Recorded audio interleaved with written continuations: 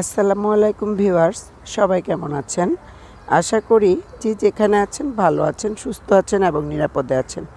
আজকে আমি ছাদ বাগানের ছোট্ট একটা ভিডিও নিয়ে আসছি আপনাদের সাথে শেয়ার করব বলে। আশা করি আপনাদের কাছে ভীষণ ভালো লাগবে। ভালো লাগলে লাইক, কমেন্টস এবং শেয়ার করতে ভুলবেন না।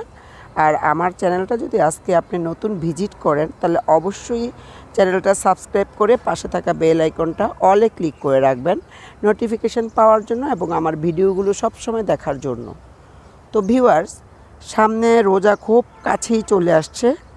তো আমি আমার ছাদ বাগানে সব সময় আমি পুদিনা চাষ করি রোজার জন্য, বিশেষ করে মানে সারা বছর কিছু পুদিনা গাছ আমি বাঁচিয়ে রাখি, কিন্তু রোজার কিছুদিন আগে আমি সেটাকে অনেক জায়গা জুড়ে ছড়িয়ে দেই। ইনশাল্লাহ এবারও সেটা করেছি, কারণ আমার বাসার সবার ভীষণ পছন্দ এই পুদিনা পাতা। আমি পেঁয়াজুতে দেই, আপনারা দেখেছেন আমার রান্নার চ্যানেলে পেঁয়াজুর একটা রেসিপি আছে সেটাতে, এবং মুড়ি মাখাতে আমি ভীষণ পছন্দ করি। সেই জন্য আমি নিজেই এটা চাষ করি আমার ছাদ বাগানে অল্প একটু জায়গাতে।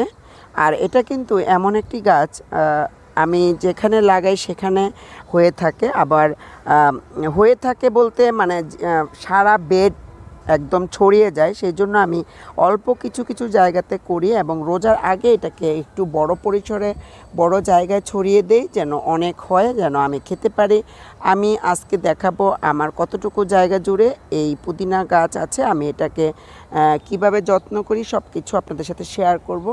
আশা করি আমার আজকের ভিডিওটা আপনাদের কাছে অনেক বেশি ভালো লাগবে। তো আমি সারা বছর কিছু পুদিনা গাছ আমি একটা ড্রামে বা একটা যে কোনো একটা পটে আমি পানি দিয়ে দিয়ে সেটাকে আমি মানে জীবিত রাখি, যেন আমি পরবর্তীতে সেটার বীজটা পেতে পারি। তখন এরকম যে ডাল হয় সেই ডালগুলো আমি কেটে কেটে অন্য জায়গায় লাগিয়ে দেই, যেন এটা অনেক বেশি হয়, আমি আর রোজার মধ্যে সেটা খেতে পারি। আর এখানে দেখতে পাচ্ছেন অনেক অনেক সুন্দর হয়েছে।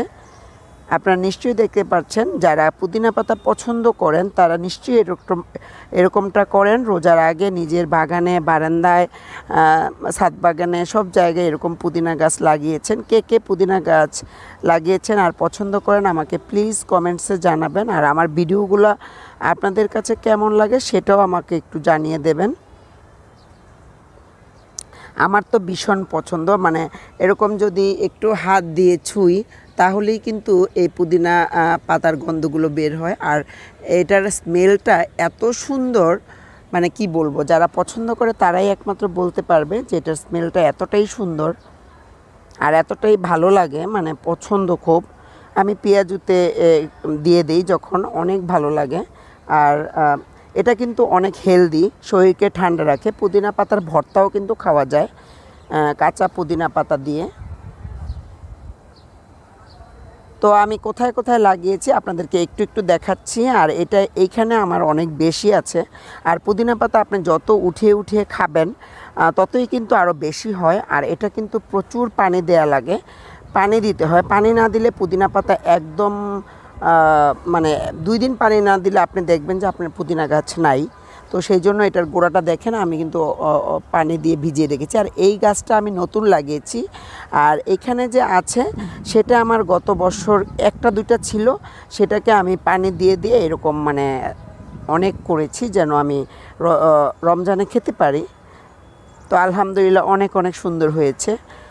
আর এটাকে সারা বছর অবশ্যই বাঁচিয়ে রাখতে হবে, শুধু রোজা না, আপনারা সারা বছর খেতে পারবেন। আমিও সারা বছর কিছু কিছু খাই, কিন্তু রোজাতে অনেক বেশি লাগে। আমার আশেপাশের মানুষকে আমি দেই, ওরাও আমার কাছ থেকে নিয়ে খায়। আবার অনেকে আছে ডালপালা নিয়ে লাগিয়ে এটা থেকে বীজ চারা তৈরি করে।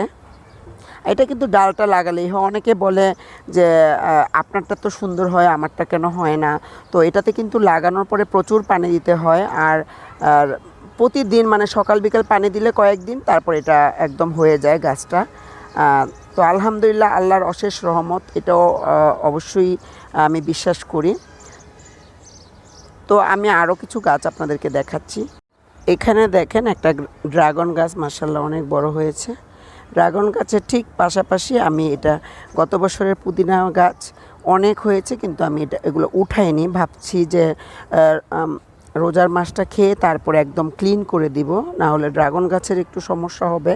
ক্লিন করে দিব যেন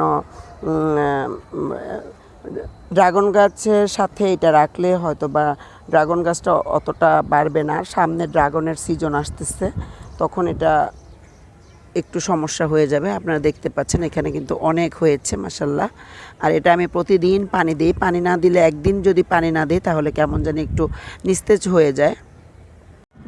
এখানে ঠিক 7-8 দিন আগে এই গাছ পুদিনা গাছগুলো আমি ওখান থেকে ডাল কেটে ভেঙে আমি লাগিয়েছিলাম। মাশাল্লাহ দেখুন কত বড় বড় পাতা হয়েছে আর কতটা হেলদি হয়েছে মাশাল্লাহ। এটা কিন্তু এই কয়েকদিনের মধ্যে ছড়িয়ে যাবে। আমি এমনভাবে লাগিয়েছি যেন আমি সারা রোজার মাস খেতে পারি এবং মানুষকে দিতে পারি। আর যত আপনি কাটবেন মাথা ডালপালাগুলো তত আরও ছড়াবে। পুদিনা গাছের এটাই আসলে নিয়ম। আর এটা আমি খুব বেশি রাখি না, কারণ একদম ভরে যায়, যেখানে লাগাই সেখানে আর অন্য কিছু লাগানো যায় না। তো এই জন্য আমি খুব বেশি ছড়াই না, মানে মোটামুটি রোজার আগে থেকে আমি কিছুটা ছড়াই। তো কেমন লেগেছে আমার আজকের পুদিনা গাছের আপডেট? নিশ্চয়ই আপনাদের কাছে ভালো লেগেছে, কমেন্টসে আমাকে জানাবেন। আর আর নেক্সটে আমি আবারও নিয়ে আসব আমার আরও ছাদ বাগানের কিছু কিছু গাছ আমি যেগুলো রোজার উদ্দেশ্যে লাগিয়েছি। তো সবাই ভালো থাকবেন, সুস্থ থাকবেন, নিরাপদে থাকবেন। আল্লাহ হাফেজ সবাইকে। আসসালামু আলাইকুম।